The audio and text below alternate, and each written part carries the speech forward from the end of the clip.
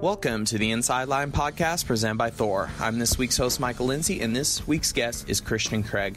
Christian debuted a little over 10 years ago as a professional, but in that time we haven't seen him race that many seasons due to two major reasons. One is a debilitating back injury, which he will speak about in this podcast, that nearly left him paralyzed and unable to race a motorcycle ever again, coming right after signing his first team professional contract.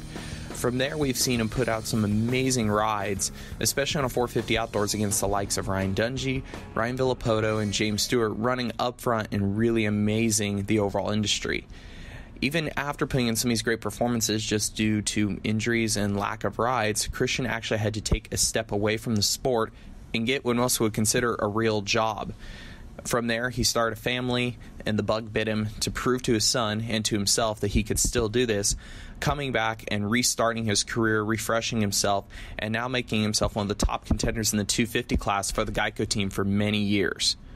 We're going to sit down and talk to Christian about the road that's taken to get to where he is now, and really talk about the mentality shift for him as he started a family and what that's done to him as a racer and just how it's affected his overall life and balance. As usual, we'd like to thank the people that make these podcasts happen. Since 1968, Thor MX has been supporting some of the world's most elite racers, including the 2018 250 Pro Motocross champion, Aaron Plessinger. Head to thormx.com to see the racewear that Aaron and the rest of Star Racing Yamaha team trusts day in and day out. Also, Chaparral Motorsports has been helping riders outfit their dirt bikes for more than 30 years. Today, Shop Moto offers professional advice, online and in-store, helping you find the best riding gear, parts, accessory, and tires for all your power sports vehicles. Visit shopmoto.com today. Let's jump into our chat with Christian Craig. I can't remember the other day who I was talking to, but it came up the beginning of your pro career. It was kind of interesting, you know. So many guys come out of Loretta's and do 250 deals or something, but you rode X Games for basically your pro debut, which Josh Grant weeded up at from screw of his ankles, and then you got to ride his bike for the next 4 rounds. Definitely not the way most guys turn pro, go straight to a factory 450 team. I guess I like to start with guys kind of like some of the earlier part of their careers. So for you, what was that like? I mean, was that your expectations? Were you surprised that that's how you ended up starting your career? And was it cool in the moment, or was it overwhelming? Or yeah, I mean, definitely not the way a normal amateur comes up out of pro. I did it an odd way. I don't think anyone's ever done that. I mean, people come out of amateurs and ride a 450 pro, but not the way I did. I never had stellar amateur results. I won a couple intermediate races here and there, and then a couple A1s, but never a Loretta's title. Never even a podium overall at Loretta's. I got hurt there one year when I was sitting like 4th overall and didn't get to finish my last moto. So yeah, it was different for sure. I got the call to like go do X Games on a privateer bike and just do it on my own. And it sounded like fun at the time. You know, looking back, it was a lot of fun. I got to do all this Supercross testing when I was 18 and on a 450, which was fun too. And then yeah, I mean, at that race, Josh Grant crashed, did something to his ankle again, and then a week later, I got a call from JGR to fill in for the last 4 rounds for him. And I mean, it didn't go well. I mean, I would say it was okay, but I wasn't as prepared as I should have been. I came in spoken word of almost every amateur. Yeah, I was, oh man, coming into Unadilla, no idea what to expect. I wanted to do good, you know, like I'm like, oh, I could do good here. I qualified well, and then went DNF. So right away I'm like, all right, well, that was a rude awakening. Let's go back and try to get better. And then the next weekend I finished both motos, and I'm like, okay, we're going somewhere now. And then it slowly got better. I had a couple inside the top 10s, and you know, enough to open up David Pingree eyes, who was the team manager at TLD at the time, and I begged for a ride from him, which eventually paid off. So a little bit of a backpedal kind of into that amateur career, because you never had those stellar results at Loretta's. I imagine every time you go to Loretta's, you're kind of like talking to different team managers, like, oh, based on how you do there, and then it didn't go well, and imagine the phones don't ring much after that. Did you ever have like any prospects going on, or was that kind of the idea of the X Games thing in the first place, just because there wasn't really anything out there? Yeah, there was nothing. I had no calls. I had nothing set up. Like, I can't remember any teams saying, hey, we're going to watch the Loretta's, and if you do well, we'll put you on the team. There was none of those. I don't know what the deal was. I don't know if it was my attitude, because I was a shyer guy, so I just didn't talk to anybody much. Like, I just didn't reach out to any teams. I guess I let them come to me, and it just never happened. And then I actually qualified for the Loretta's that year. I raced X Games and was planning on racing there in A and doing well and trying to get a ride for the last 4, but ended up going the other route to X Games. So, I don't know what would have been better, the way I did it, or if I would have stayed A and raced Loretta's, but either way, it kind of worked out in the end. No, the first year, of course, Ping signed you. At the time, TLD wasn't the factory team it was now, but it was still especially I think visually very cool team, very one of the better 250 ever. If you weren't going to be on the Big Four, heck, I would even say at the time it was better to be on than Star. Star wasn't a good factory team at that time. Yeah. So good effort. And then I think, I don't know if people know the second time you kind of had a layoff from your career. I can't remember if enough people remember what happened to you the first go around was the back injury. Yeah. Basically, your entire first year of TLD is non-existent because it didn't happen. Yeah, I've told my story a couple times about it, but it was a long time ago. So, a lot of my new fans, or whatever you call them, people I'm around, they don't know. They're like, what is that scar on your back? And I'm like, I'll tell you the story, So it was in 2009. I did a test day with Pingree and the TLD team. I finally set it up, went out to the test track, and it felt awesome right away. I'm like, this is so good. And then the whole next week, I'm just texting Pingree. I'm like, give me a chance. And they had a couple other guys come out and ride the bike. I think it was Tommy Week came out, and I think 2 other guys. And I knew it, and I'm like, I can beat these guys. I'm faster than them. Give me a chance. And if it paid off. I signed a contract the next week. It was for pretty much $0. The salary was embarrassing, but the team didn't have a budget. They weren't going to pay their riders a good salary. They were like, hey, Honda is going to pay bonuses, so you do well, you're going to get good bonuses. So I didn't care at the time. I'll do whatever. A salary didn't matter to me. I just wanted to be on a good team and a good bike, and I felt like Troy Lee was a good team. So going through that, it was about 2 or 3 weeks later. Was riding almost every day with the team, just me. I was the only guy signed at the time, and it was the day before I got onto the newer 250, which was... It was an 09 car bike, and 10 was the new bike. So I was riding the 09, and then I went and rode the 2010 EFI bike at Paris one day, and they're like, okay, in 2 days, we'll have a Supercross suspension for you, and you can start testing it. I'm like, all right, cool. So I went out the next day, back on the 2009. I'm like, oh, this is my last day on it. Just do my motos and do whatever. And Pingree was helping me at the time, so he was at the track and telling me to do whatever. I was listening. I was a sponge. I was doing whatever he told me, and I felt so strong. I felt like if it wasn't for the back injury, my whole career would look different.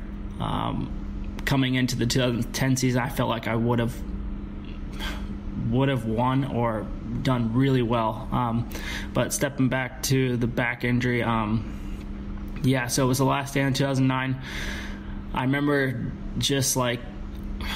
it like yesterday, literally, even though it was so long ago now.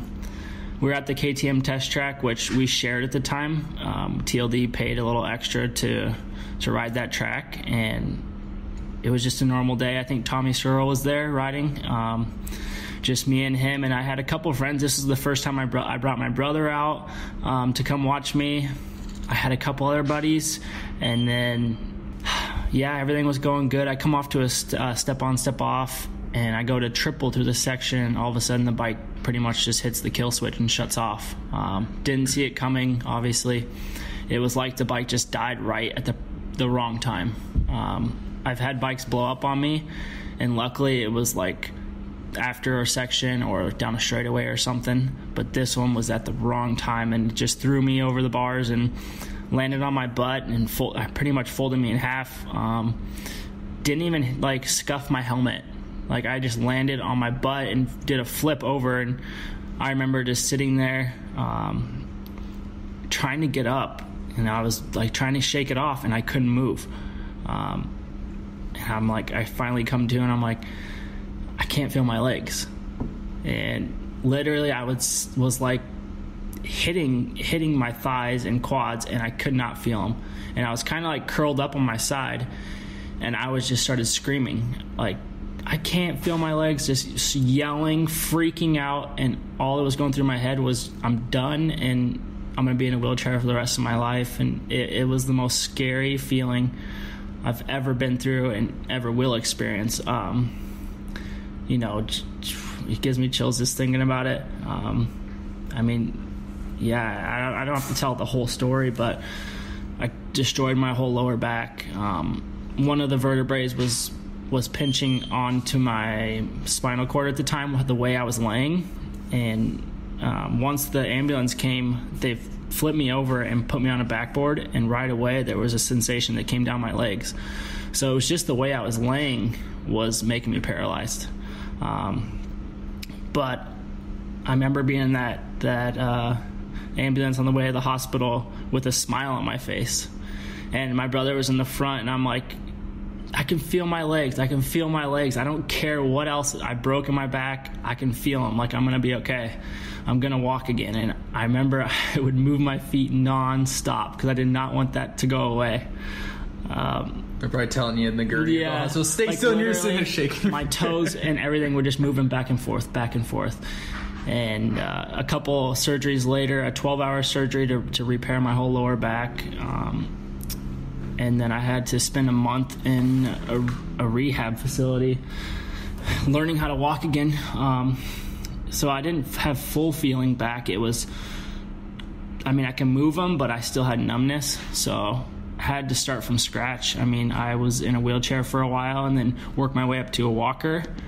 And then eventually, finally, I threw that walker. I'm like, I'm done with this thing. I'm going to start walking now.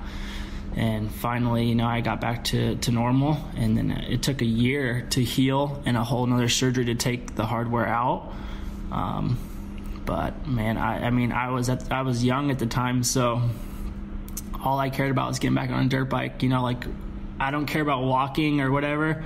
How long till I can get back on a dirt bike? That's all I care about. And they said 1 year, you know, you'll be back. And I'm like, okay. So it was countdown, and luckily, Troy was so nice to, you know, he kept my contract going even though it was barely any pay. They said they'd keep me on, and when I would be back on the dirt bike that they would have a spot for me. So what's funny though, looking at it, I'm actually like really good friends with Cole Seeley now, and as soon as I got hurt, he was debating on quitting at the time in 2009. He raced a couple Supercrosses. He wasn't getting any rides. And then when I got hurt, they needed a rider. And they ended up calling him up, and he rode the bike. And I mean, I don't know. That's just pretty crazy to me that kind of sparked his career, and look at where he's at now. You know, he's multi-time Supercross winner and almost won a championship a couple times. It's pretty funny to look back now and see all that play out. Have you ever done that, Pell, and just look and point your back? You can thank this. Yeah, you can thank. Yeah, I'm like, you know, if I didn't break my back, that might be my career. No, but I mean, Cole earned it. He obviously look where he's at now. So I just think that's a funny story that all came out. You know, he was like the fill-in rider for me. It was going to be me and Will Hahn on the team, and when I got hurt, they needed someone, and they hired Cole. So that's a pretty cool story. And it's funny because you've been Cole's fill-in at HRC since. Yeah, I know. I did a full circle, and I was his fill-in this year. So we'll just try to not be fill-ins and just do our own thing from now on. Yeah. So, yeah, I mean, a lot of up and downs for me. Just throughout my whole career. I mean, little bit of highs here and there and good results, and then a lot of lows. Just injury filled career almost in a way, leading up to my stepping away. I don't mean to say retirement because I didn't have any money to retire on. It's always hard part. I'm retired. It's like, well, no, I never said I retired, but people were calling me that, and I'm like, no, man, I'm not retired. I'm just going to get a different job. Like, I have no money.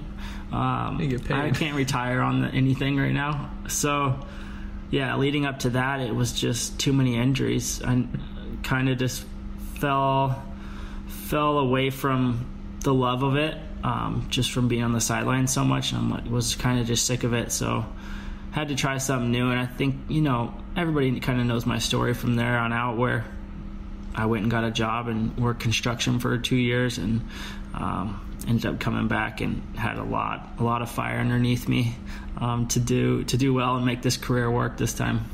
So the kind of weird part is you rode for TLD for the earlier part of your career, and now the Geico team, which are both 250 efforts, but especially that first part of your career, when you look at it just on paper, you started on a 450 and you really actually rode a 450 because your first 2 years TLD you got like one race in 1 year and 2 in the year. I can't remember. It was one of those two. So you actually, in your overall results, you started your career on a 450, and I think you've almost done more 450 races than you have 250s when you round the entire thing together.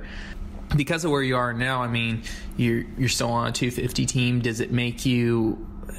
Do you feel like at any point like you're something you still really want to accomplish on 250, or are you always looking forward because you, as well as you ride a 450, you feel like that's where your career should go eventually? Or I mean, I think everyone's goal is to be on a factory team on a 450. That should be everybody. Eventually, you got to move up, whether it's your age or you point out. Unfortunately, I mean, I'm 27 and I'm still in 250 class. I'm hired to race a 250. And yeah, it is funny, looking back, I'm pretty sure I have more 450 races under my belt than 250, even though I was hired by TLD to race a 250 and hired by Geico to race a 250. It's just played out to be like this, and I don't push it that way.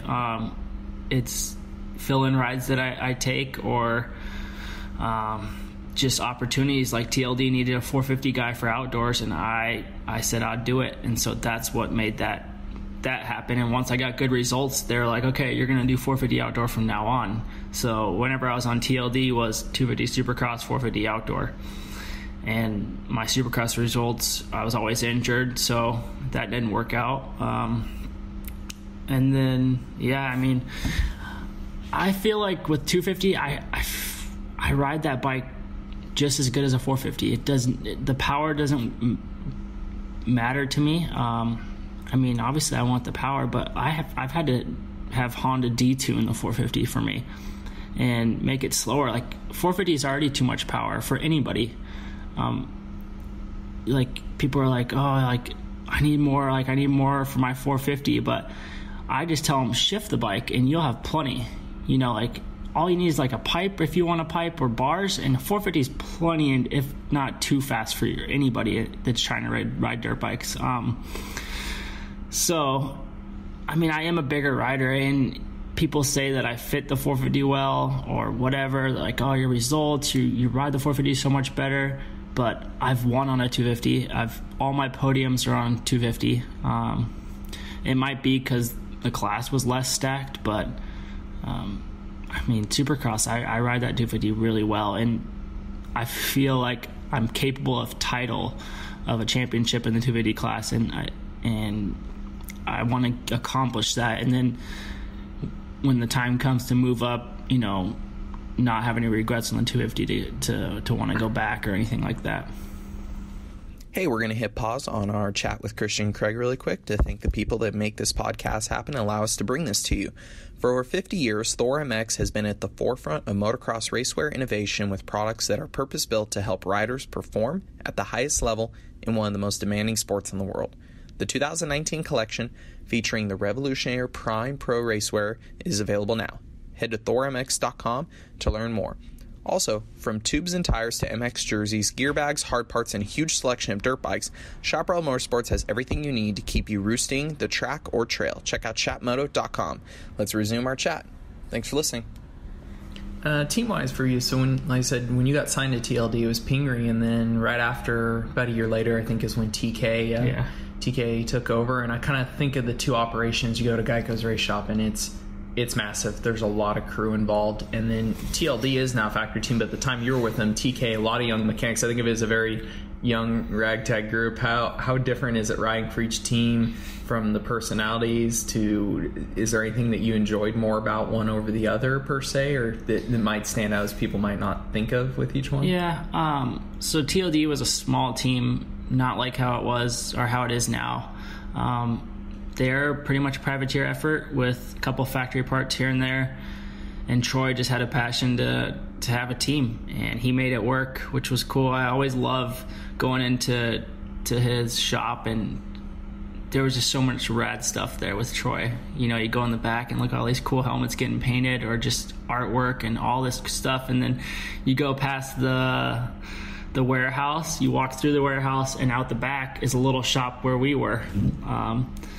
And I was young at the time when I was racing for them, and then when Pingree left and Tyler Cannon came in the position, he pretty much like became my dad in a way. TK has a lot of young riders. Yeah. I think he feels like a dad. Yeah, I think a lot of riders could say that. Like Cole or Jesse would say the same thing. I mean, he wanted the best for us, and sometimes we would butt heads. I didn't agree with a lot of the stuff, but I was young, and now I look back and I'm like, yeah, I should have listened to that, and I should have listened to that. But at the time, I didn't take full advantage of it. I was, like I said, I was 19, 20, and just wanted to be cool, and I was on a team. And I raced dirt bikes. Yeah, I raced dirt bikes and didn't want to put in 100%. I would train. It was normal. Like, I would go train with all the guys, but I didn't do the extra and didn't put in the more laps or whatever you would say. So I wasn't fully in 100%. So I do regret that part of not taking fully advantage of that, and that led to them not re-signing me in 2013, and I don't blame them. My results were terrible, and pretty much they were paying me to sit on the sidelines for most of the time, and it was I wish I could have done more for the team, put in better results, but that's just how it played out. And then, you know, obviously the story of coming back and Geico signing me, total different thing. It was one of the things growing up was, I mean, I would say when I got into the B class is where I really looked up to Geico Honda. And I would race Barsha in the B class, and he just got signed to the amateur program, so I would see him at all the nationals. I was just wanted to be on that so bad. And I'm like, oh, you know, that bike is so fast, and just their whole setup, it was something I always looked up to. It was cool how they ran that whole amateur deal. How they brought Kennard, Wharton, Barsha was in my time, and then man, they're still doing it. Just all these kids they're bringing up, they do it so right, and it's cool to see now that, you know, I have like their amateur guy Carson I'm close with, and you know, I try to help out as much as I can with that also. But yeah, going back, I mean, it was a dream come true for me to sign a contract with them. Even it was a 1-year deal at first, and then obviously I put in some good results and stuff started clicking for me, and I signed my first actually 2-year deal in 2016. Every other time has been 1 year, and it's stressful. I understand the team side of it. You know, if I don't get the results, why have me on for 2 years or have anybody on? You know, do a 1-year deal, and if it does work out, you do 2 more. So it was cool to sign a 2-year deal and have some security and have time to kind of build yourself. So I actually did just sign another 2-year deal throughout the summer this year to stay on the team. So man, it's been awesome. Obviously my wife's dad owns part of the team, and people can say whatever. They could say that I'm on the team because of that, but I mean, I've won before, so why don't I deserve to be on the team? I've podiumed every year I've been with the team, so I mean, as long as I keep producing results for them and being up front, I think I deserve a spot, or deserve to be on that team. So you actually went exactly towards one of the questions I was gonna kind of bring up, because I don't think he, at least is not as much as I'm used to on the social media. It comes up every once in a while. It's typically if you're riding good, people don't question it, but if you're on the sidelines, people question why you have your spot because of the family ties. But the other thing I thought was interesting, I'd heard you just signed your deal, like I said, over the summer for a two-year extension. Yeah. But the other thing too is to the fact of interest from our teams. I believe you had another offer on the table. So I mean, from your own side, does that feel like a nice little bit of affirmation, like I'm here because I deserve to be, like people are clearly interested in what I'm able to perform and do? Yeah, and I mean I did have offers from another team, and it is cool to have that. I never had that growing up or anything, so to have other teams want me, obviously I want to stay loyal and be on a team that I love and the people that I want to be around. So I mean that's Geico Honda for me. Man, everybody there is it's really a welcoming team, which is really cool, and everyone kind of works together, and whether it's your teammates too, man, it's awesome. But yeah, I mean, the whole 2-year thing, which is cool with the Geico Honda, is if a 450 deal comes up within these next 2 years, and it's fitting, say even if it's not factory Honda, something factory or something like that, they would possibly let me to move on, and they would understand that too, which is cool. But if not, I have, and they understand, they want their riders to go 450 eventually. So and they're not going to stop those opportunities from their guys. Obviously they don't want me to go to another 250 team, and I'm not going to, but if it were to be factory Honda, they let me move there, which is awesome. Mentality-wise, listening to you talk a little bit about where you were at, or what your mindset was when you were at TLD compared to now, I look at your time when you had to step away and get a real job. You established your life, your family. It's funny, it's me and Zach Osborne were talking about this when I did the one with him, is I see a big change, at least personally. I'll give this to Keith for him and his home life thing. He won't stop. Hey, that thing's true. Hey, that's what I was going to get to, because we were joking about Zach, and I mean, a lot more guys have more of an established family program behind them. People, everything, whether it's just simply wife and kids, or their entire family behind them, compared to, I mean, there's a couple guys exception. Anderson's definitely got his loose program, but I see it more and more common now. Do you feel like just the experience of having to work a job put you where you're at mentality-wise, or do you put a lot of that towards, like I said, do you believe really heavily in that it's, part of the reason why you're able to focus, do the work you are, is because of the entire, basically, family life you've put together and the established background? Yeah, and then, I mean, having my kid when I was in Minnesota, that lit a fire under me to be better at racing also when I came back. And he's the main reason I'm doing this right now.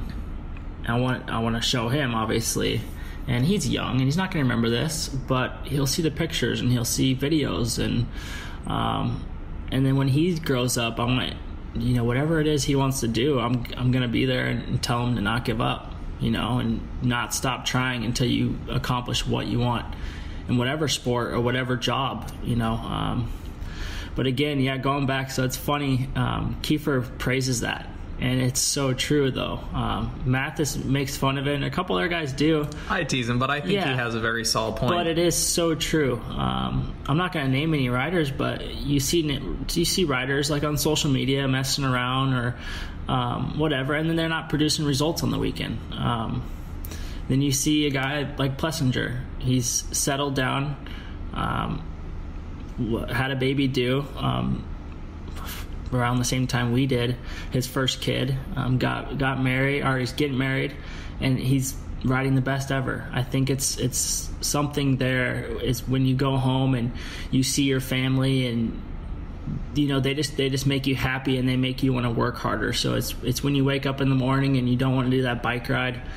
Like I dropped my kid off this morning at school, and then I went and did a long bike ride, and I could have made up an excuse in my head and been, to be like, why do I have to go on this bike ride? You know, like it's off season. I don't have to be riding right now or doing anything. But there was just something like that just sticks in your head, is to keep going and never give up for your kid or for your wife. It's cool, and it is true. That whole family life thing.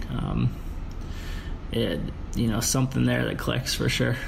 I just laugh the way I'm comparing this in my head. Like you said, you could make an excuse and bail, because during my bike ride this morning, I was listening to a Pulp podcast that had like Matasevich and Dogger on it and Steffensen, and they were basically joking about being over it and pouring all the gas out of their bike and sitting in a field for 20 minutes and lying their mechanic they rode and stuff when they actually just wanted to goof off. And oh yeah, and I mean back in the day, it was a lot different too.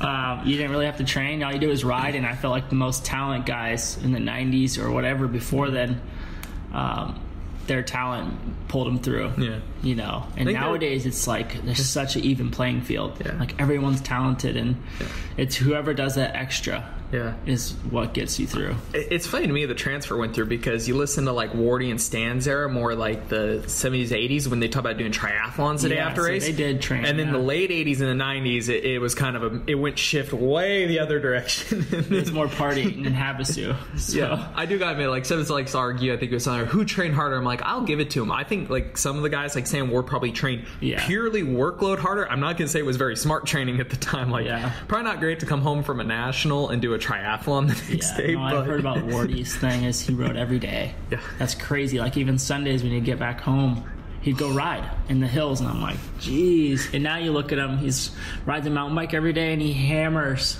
That guy's crazy, and he's strong, and it's cool. It's cool to hear those stories. So I think it's the other thing that's interesting is seeing how guys, I guess, work together or don't. You have plenty of riders that have training partners per se, but I look at specifically you in a certain group of, like you mentioned, you and Cole being really close, AC, Mumford. You definitely have people that you ride with, but I say maybe you take it a little further than some of the guys that's just train part. Like you definitely seem to have real friendships in moto, and definitely, especially looking at you and Cole this offseason both being hurt, it's not it's not what I would consider the typical we train and ride together, like actual legit friends on the track and actually have a family and everything built around moto. Yeah, and I think it's important, you know, whether you're at home or whether you're at the track, is you surround yourself with the people you like, whether it's your friends or your team. You know, you gotta like who you're around most of the time, and it's pretty much like, I mean, you're with the guy every day at the track. You're riding 4 or 5 days a week. You're training, so you're seeing this guy all the time, whoever it is, your mechanic, your trainer, and you got to have a true friendship with them. Going back to 2016 when I had all these podiums and everything worked for me, I went into 2017 a little too serious and a little too, I think I was too hard on myself, and I lost a lot of the fun I was having.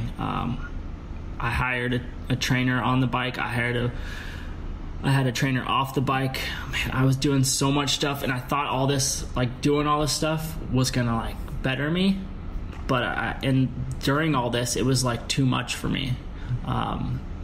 It was a lot, and every day I was like, going to this track, and I mean, Villeman was the guy I hired, and he was awesome to work with, but it was hard too. It's like nothing's good enough for him, you know, and it works for some guys, but for me it was just hard. It was like, you know, whenever I'd pull off the track from a moto, he would just name all the things I did wrong. And I'm like, what'd I do right? And he's like, it doesn't matter what you did right. This is what you did wrong.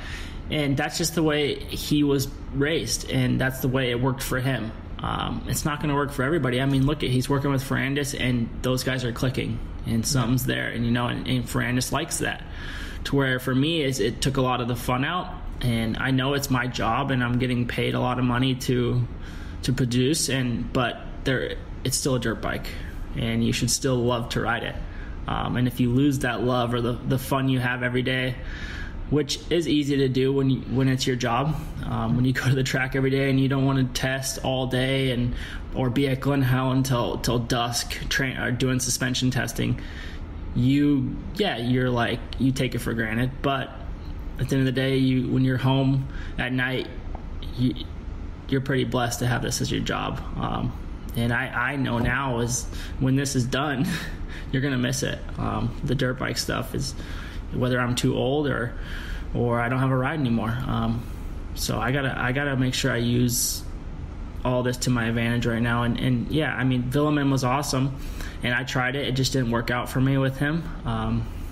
So the whole 2017 season I took it too serious, and it just didn't work out for me. So going into the 2018 season, I linked up with Cole. I've known Cole for a long time now, and we would ride at the Honda track together, and I was like, finally, I'm going to start doing motos with you. You know, is that all right? Like, I don't really have a program, but can I just do what you're doing? And that slowly just built into where he eventually hired my trainer at the time, which is Blake, and he called me and he's like, hey, like, you know, tell me about Blake. And so I hooked them up, and we became training partners and plus riding partners. So I mean, it's cool now as we're going on our second year of doing this, and almost 3. So it's cool. Is we love going to the track and riding together.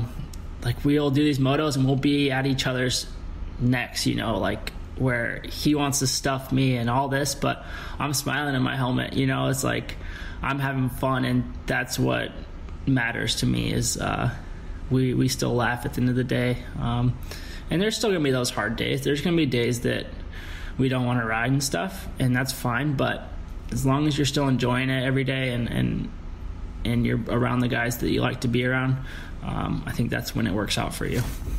I know me and you were talking about, I think it was during late Supercross, kind of that I kind of judge this off what we've already talked about a little bit about, you know, being motivated because of your family now, and also trying to find the right balance between being serious and family and everything. I know even like this summer you were considering going back to Minnesota for the summer to ride and stuff because your wife was about to have a second kid and everything. So definitely I see things like that are, you know, you're weighing the balance of your life. Not everything's about the dirt bike. Yeah. We had a kid we have a kid, and she was doing right in the season of outdoors. And when before I tore my ACL and I had the summer off, I was like, you know what? She's going to be stressed out. She's got a 3-year-old here in California. Her family's not out here. And if we go to Florida, her there's no family out there. It's the same thing out in California if we go to Florida, which I did in 2017. And so it just made sense is if I'm gone on the weekends or when I'm riding every day to be in Minnesota and have her family there. And, man, I think it would have worked out well. And it did. I mean, we still ended up going to Minnesota even though I had a torn ACL. We spent a month there, and she had the baby there, the same hospital Jagger was born, and we had family help and all that. So that helped out a lot. And I mean, if I was racing and I tried to do all this in Florida, the stress of her comes off onto me, and then it affects me. You know, I'm going to the track stressed out because she's, you know, about to pop a baby out, and I have to stress and make sure that I'm back at a certain time. So that just affects me riding and training, to where she has her mom there. I don't have to worry about that stuff. I can go do my job, and then when I come back, I'll be there, you know. So it's stuff like that I came up with, you know. You got to think about your family also now. And I mean, this job is, luckily, I mean, she's a stay-at-home mom right now, and I plan to keep it like that for a long time, to at least till they're in school, you know, most of the time. So it's we're really lucky, and I have to remind myself and her that a lot of the time. Like when we're stressed out with these kids or just having a bad day, I'll just tell her, like, we're really lucky right now, like, just to be doing what we're doing. So yeah, I mean, it's cool the position we're in right now, just seeing all the stuff that I've built or we've built together, bought a house, you know, and just all this stuff. We're just going through life, you know, and I'm just trying to do it all the right way, but we're learning in the same way. I'll say, so you've done both ends of the spectrum. Like I say, I can definitely tell you're grateful for what your job is now, because you went and worked you went from I think most amateur kids grow up like, oh, I'm going to eventually get a ride. I'm going to make money. I'm going to be a motocross, supercross star. Like, it's all going to work out. Absolutely did not. Between injuries, no phone calls. You had to go do the normal job, the normal 9 to 5. And now, like I said, it's funny. Listen, like, definitely motocross, supercross for you now is a job, but you also know it's an amazing job, a fun job, that few are lucky enough to do. So when things are all said and done with racing, what do you think you'd rather, where do you think your mindset is? Are you prepared to go back to the normal job force, or would you be the kind of guy that wants to stick around and make the job work in the industry? Or yeah, I don't think I'm going to be the normal guy that kind of falls into a trainer spot. I think I'll do classes here and there just to help out the kids or whatever. And I still do it even though I'm racing. I still do schools. It's just fun. It's a fun thing to do. But yeah, I try not to think about it because my job right now, I try to worry about racing, but that job could end at any time because we're in a dangerous sport. There's a lot of people that get hurt that can't ride a dirt bike again. And you have to put that in perspective and kind of have a plan B. And it's, for motocrossers, there's not a whole lot of plan B stuff. You can't fall back on anything. There's very few that can retire and live fine and not have to work again. But that's very few people, very few guys. And I'm trying to get there. You never know. I have some time left to win some championships, and if just waiting for that click for me. I feel like once kind of everything comes together for me, riding wise, training wise, and I start winning, you see it with Plessinger. Once you started winning, I was born. You keep going, yeah. So you get on that roll, and that's what I'm working towards. So I want to say my fallback thing is to be retired happily, and not have to work, but realize too that I'm probably gonna have to work again, whether it's in the industry or not. But I love dirt bikes, and it's literally, that's what I grew up doing, so it's kind of all I know, and I love being around it. So if you want to do a job you love, so if it doesn't work out, we're like team managing or working on a team, being a test rider or something, I still want to kind of have my foot in the motocross scene, even if it's a part-time deal, and I have a full-time job otherwise, just because I don't want to just fully leave the sport and just be done. I love it too much. I still watch it. Even when I'm not racing, I watch it every weekend. I just love racing. I'm a fan also. I'm a fan of, I watched this whole summer and watched what Plessinger did and just the whole Tomac thing. I watch him from a fan side now this year. So, man, I love this sport, and it's really cool. So I plan to do something in the sport for a lot of years. So I got two more for you. One short, one's long. Longer one first. Speaking of injuries, you and Cole's relationship, what happened to him during Supercross, and then you had to be his fill-in. Emotional.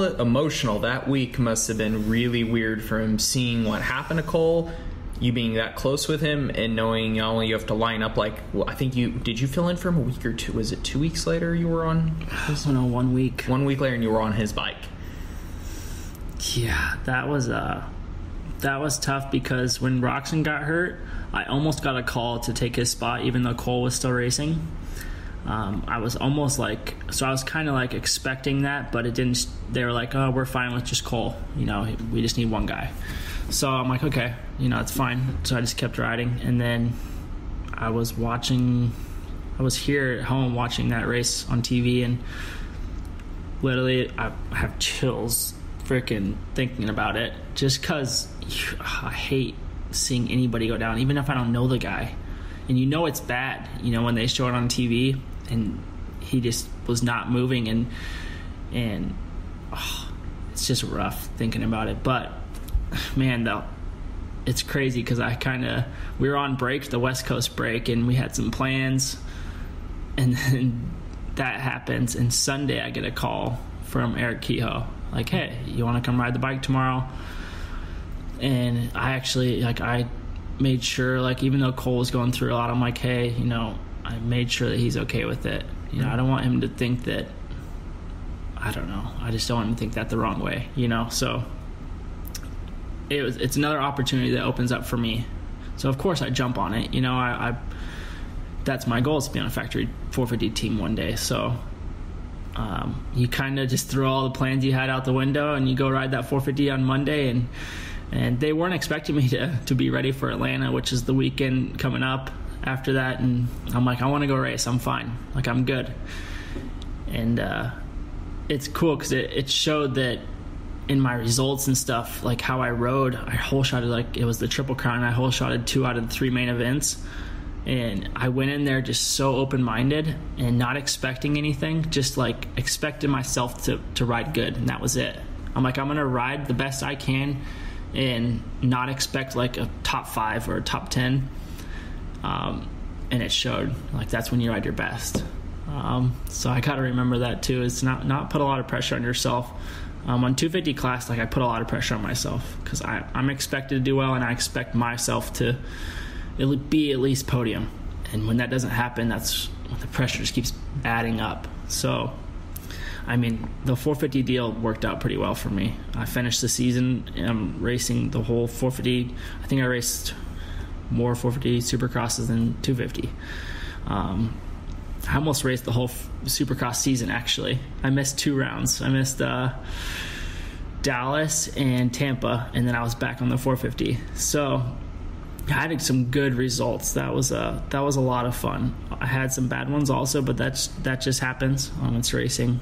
You're not gonna do good in them all, but man, it was a lot of fun. And going back, like, Cole is, I went to Florida to just stay back there for some time while the racing was on the East, and Cole was actually in Florida where he got hurt, and I went and lived at his house. And every morning I woke up and he was in a hospital bed in the living room, and I just tried to be as supportive as I could. You know, I try not to be talking much about dirt bikes because at the time he wanted nothing to do with one.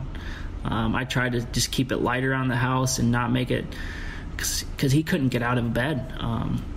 He had his girlfriend there, and it was tough. I watched it all. And I've been in that position too. Like, I've been through that, so I knew what he was thinking and feeling and all that.